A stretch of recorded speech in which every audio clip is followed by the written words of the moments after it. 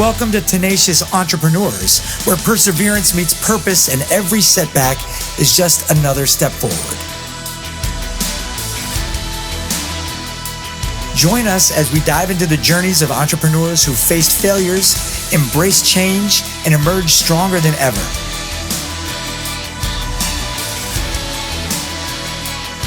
Whether you're dreaming big or already on your way, this podcast is here to remind you that the end is only the beginning. Stay inspired, stay tenacious, and let's conquer the entrepreneurial world together. Hey, welcome back to the Tenacious Entrepreneur Podcast. This is Joseph Dupont, your host, and we've got a special treat today. I've got Betty Jo Wolfkill and Mary Dupont, my wife and mother-in-law, are in the studio. They got a tenacious story of faith that I thought was something we wanted to get out to the public to be able to hear what has gone on and transpired in their life. But thank you guys for coming. It's good to have you on the show. It's good to be here. All right. Well, Betty Jo, we'll jump right in. How are you doing? Okay. I'm here. Breathe. Yes.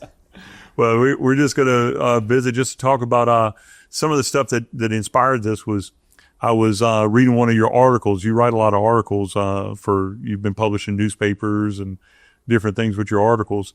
And I was reading one of your articles, and it was talking about the Miracle Mary, talking about the story that had happened. And I had no idea of all the things that have happened within a short period of time. I was able to read it and sort of ascertain what had happened from the stories. And I just wanted to hear it from you, the situation that was revolving around whenever you had this miracle that happened with Mary. Just to take us back, how old were you when you got married? 29.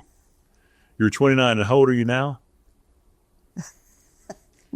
Almost 97. Okay, 96 and 3/4. That's you counting every day. You've made it a long ways. That's a miracle in and of itself. You got good genes. Passed them on. There you go. So you were 29 when you got married. Like 1 month. So you just like 1 month, or you're 28 or 29 years old, you got married. You had your first child. I was 30, 31. And that was Greg. Okay. 1958. And no complications with Greg. Everything was fine. It was easy. Took a long time. Took a long time. So it was long labor? Yep. I said, I'll never do this again. Okay. So I did it 3 more times. I get it. So you had Greg, and then 2 years later you had Carmen. Is that about right? And then 2 years later is where we start in with you went to the hospital. There's some water right here, Mom. You can grab it. So 2 years later, you were back at the hospital again for your third child, for Francis, right? Tell me about that. What happened with that? Okay. We were prepared better than any time in the past. We had everything ready, baby shower, bassinet, and everything. And I ended up having to go to the hospital. It was like 1:30 in the morning. But the baby didn't come until 10. But when I checked in, the nurse was pushing so hard on my stomach trying to find the heartbeat. If I had realized what she was doing, I might have done differently, but I didn't know why she was doing that. There were several major events that happened that time that could have caused his death. And so Francis was born? Francis was born like at 10 o'clock the next morning. And it was 9 pounds and 3 ounces, and the doctor said he's a big, healthy boy, but he needs a transfusion. But he wasn't healthy. So why did he need a transfusion? What was the problem? Problem was that I was RH negative, and he was positive, and he was having a terrible time with the blood situation. He developed erythroblastosis, which means the mother's negative gene cells destroy the baby's red blood cells. Oh, wow. And if nothing happens, he dies. But there were 5,000 a year in America alone that were dying from that at that time, and medical science could not do anything to help. But so it means that the blood type was different for Francis than it was for you. Yeah. And those blood types were fighting. Well, yes, positive and negative, and I was negative and he was positive. And I didn't see him till the second night, just before he died, and I really didn't see him then. My pediatrician worked all night with him the first night, and the second night he called my husband at 11:30 and said, if she wants to see the baby while he's alive, you better come take her down to the nursery. What year was this? Was this like... This was 1963. Okay, 1963. So July 1963. Yeah. Carmen was 3. Yeah. And so Gordon came and took me down, and the nurse moved him from fairly close where you couldn't really see him to maybe 15 feet away. We really couldn't see him. So I went back to the room after a while. My husband went back down there till he died and stayed and watched. But there's a certain thing that goes with that you can't really be prepared for or you can't expect. You go home, everything has to be hid. It's been ready to... All the bassinets and all of the baby everything clothes. has to be put away, and eventually you open the door and put away the baby clothes, but not right at first. But the fact that you never hold him while he's alive is a thing that will agonize over and over and over. Sleep at night, you wake up in a hot sweat, feeling sick that you never held your child, you never touched him. Actually, I never touched him till he was in the fuzzy blue casket, and it felt like a doll when you reach over and kissed him on the head. And that's all So I you guys had a funeral for him, or? Oh, yes, out at the cemetery. We didn't have a church funeral. But I did find out that even though he died young, he would continue to live as a believer. Our pastor was out of town, and the assistant pastor, Reverend Kermit Smith, had been a missionary in Brazil, and he did this service, and I heard him say, this child will continue to grow in heaven. And that was a big comfort to me, because when you go home and you don't have anything to show for what you've been through and what you've been expecting, you have a lot of depression. Yeah. And a lot of things you can't handle. And even when you don't feel like you can pray for yourself. Well, and you went home with with 2 other children. So it wasn't like you went home to just go back and relax in your bedroom. No. You went straight back into being mom and having to take care of the family. Right. And it's a very strange feeling, because in the middle of the night you wake up sweaty and thinking, I never touched my child while he was alive. Carried him 9 months, but I never had anything to do with him after he was born. And that, of course, if I had been what I am now, that would have changed, but it wouldn't have saved his life. So after he died, we had friends that were praying for us. I could not really pray for myself. I didn't know how to pray or what to pray for. You just felt numb. Yeah, you just feel kind of numb. And it goes on and on for months and months before you get a break. But my friends and my family were all praying for me. And so they all suggested that we not have another child. And my pediatrician as well. But it didn't work out quite that way. We wanted another one, and my dad, as a minister, said, you can't replace one person with another one. This is an individual, and if you ever have another one, it will be an individual, which turned out to be very true. But so your dad was a minister. What was the name of the church that he was a minister at? I don't remember. It was a church in Mississippi. It was Baptist minister. Baptist minister. I remember you were telling me hid their tithe and offerings sometimes was chicken eggs and chickens. Yeah. Well, this was way before that was during the Depression. He would get paid with a gallon of molasses or chicken with his feet tied. And that was actually confirmed not too many years ago by a friend doing her genealogy. Wow. So he didn't tell me. So you grew up with that, like that. I grew up during the Depression, but I grew up knowing that God was there, and regardless what happened, He still was there. So how did you get to the point where you felt like you could pray again, or that you could actually communicate to God? Well, was it just time, or did you get counseling, or what happened? It was time. I probably should have had counseling, but people didn't do much counseling back. Yeah, back to the 60s, it was not. But I would start with the book of Psalms if I didn't know where to read, and I would read for an hour or two or three, and then that would help me to find where I did want to study the Bible. Yep. But I've always wanted to study and have studied. I used to get up at 5 o'clock every morning, and then as I got a little older, maybe 6 o'clock, and sometimes now it's a little later than that. Yeah, I don't blame you.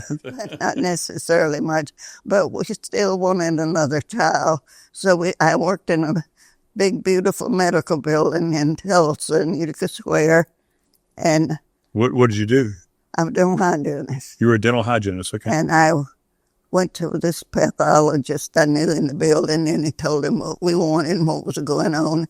So he did a lot of tests. They turned out great, 97, 98%. He said, go ahead and have another child. And so we did try. And I was 7 months pregnant. I'm walking down the hall one day, and our pediatrician, who had spent the whole night up with this baby, first that night he was born and until he died the next night, he said, I can't believe you're having another child. This child has virtually no chance of living. And that was like pouring cold water on me. So when I went in December of 64 for my checkup with my gynecologist, he said, well, everything seems fine, but I'm going to contact Dr. Merrill at Oklahoma City, at the medical school in Oklahoma City, and see if he will take your case. They only take special cases because they work on them as, not a regular. Yeah, it's a training type thing. So this was December 1964. And he said, you probably won't hear anything till after Christmas, but I'm going to see if they'll do an amniocentesis. Well, that meant they would go in and take fluid from around the baby, and it was really a rare thing. The first time it had been done was in England in 1956, I believe, but it was not a common practice. So I was walking on air on that. Finally, I heard after Christmas that they would take our case. And we went down January 26th. Now, so I'm trying to get an idea for how old you were then. Like you're 64.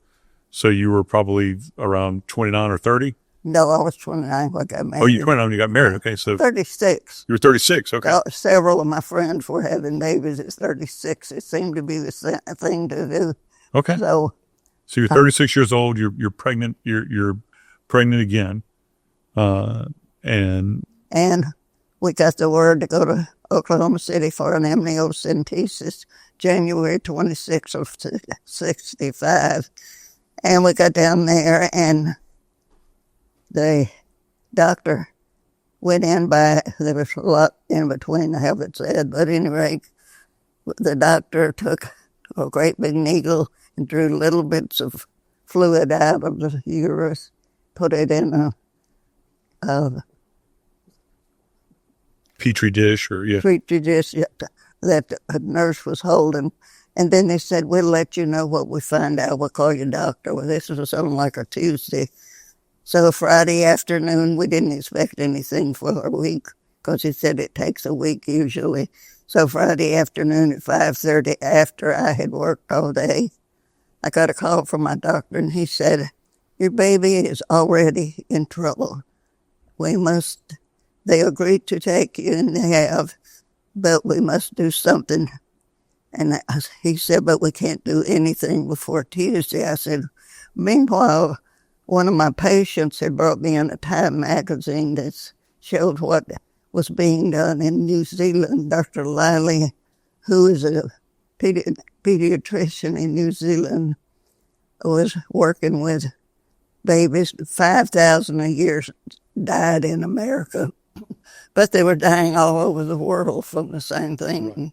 And so Dr. Liley had 4 that were too sick to live unless something was done. So he tried to infuse blood into them, and the first 3 died, but the 4th one lived. And that was a blessing, because then he knew he could do it. So he was infusing blood into he was doing a blood transfusion, or he was actually putting blood into I don't really know that, but he infused the blood into the lining of the baby, not like he would do later, but as a, just a test. test.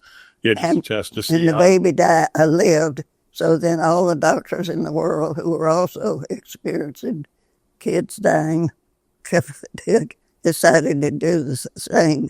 Our pediatrician in Tulsa went to Columbia Presbyterian in New York City in 1965, because Dr. Liley, the one who had done that, was at Columbia Presbyterian Hospital teaching a course on it. So our pediatrician went there and took a course on it.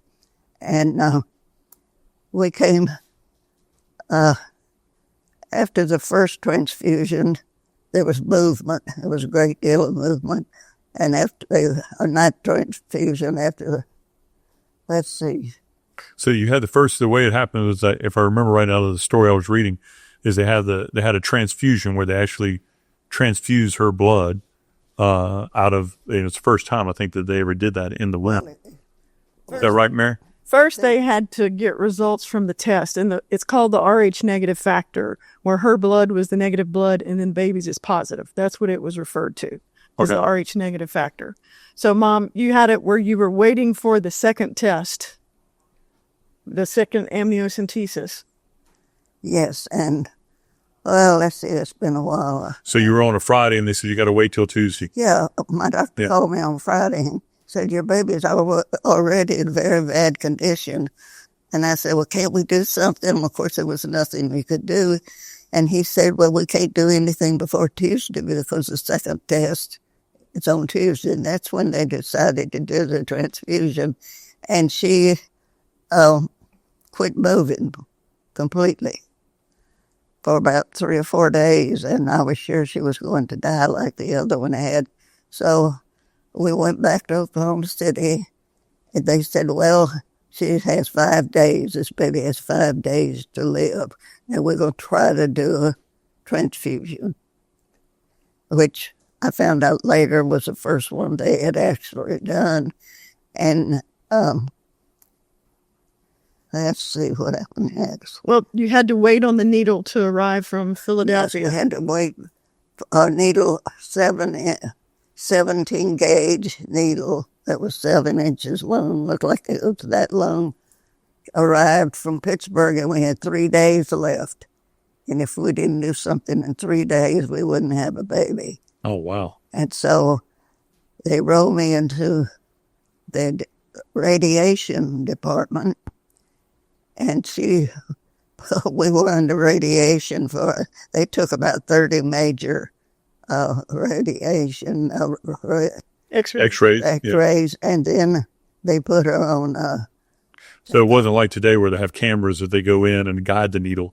They just went by X-rays. Yes, and they were going to use the X-rays for future training as well as for watching her. Which nowadays they wouldn't allow a pregnant woman to get X-rays. No, they wouldn't do that, except we didn't have any choice. They didn't have a choice. Right. And so when they decided to go ahead and do it, they had what looked like black, red gelatin. It was the blood with all the plasma taken out, and it was fitted in a plastic bag up above me and dripped slowly and coagulated often in their needle and had to be undone. And it took about 4 hours to do all this. And the first time they put the needle in, it went in her hip and wouldn't help at all. And so the second time they checked the x-rays again and they put it in her stomach. And then they still didn't know if it would help. But after it was over, it was 3:00 and everybody left and pulled me out in the hall and just left. And I was in a shorty nightgown, 8 months pregnant. And to go to my room, I had to go through a very busy lobby. And finally a young, I guess it was an intern, came by. And I said, you tell people at the desk, if they don't come take me back to my room, I'm going to get up and walk across that lobby. And I can picture that. But at any rate, I got back to the room, and within about 4 hours, I felt a tiny little bit of movement. And then the doctors were coming in like once every hour to check. And then there was more and more and more. And finally, when we went back home, there was a good bit of movement for a week. And then we went back for another test. And after the second test, things began to slow up again. So they set the date for February 18th, 1965 to deliver her. So it was a C-section or? Yes. Okay. And they had a curtain up between me and the doctor and had IVs in both arms and tubes down my nose and mouth, so I couldn't speak or move. And nobody showed me the baby when she was born. The pediatrician who had studied with Dr. Liley in New York grabbed her and took off, and he did 2 transfusions after she was born, and I saw her on national news and in the local papers for Before you actually ever saw her. Before I ever saw her. And the photographer said to me, what's her name? And I told him it's Allison. And he said, what, does anything go with it? And I said, we're naming her Mary Allison. And he said, when he wrote the paper, the news, he wrote Miracle Mary. So we didn't really name her. He named her, and she never became Allison.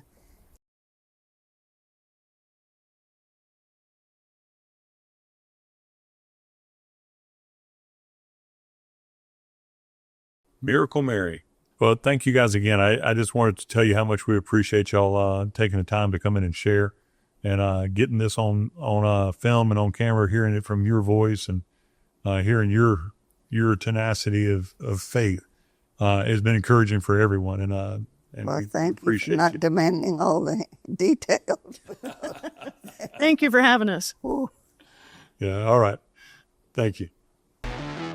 That's it for this episode of The Tenacious Entrepreneur. Thanks for tuning in and being part of this journey. Are you an entrepreneur with a tenacious story? We want to hear from you.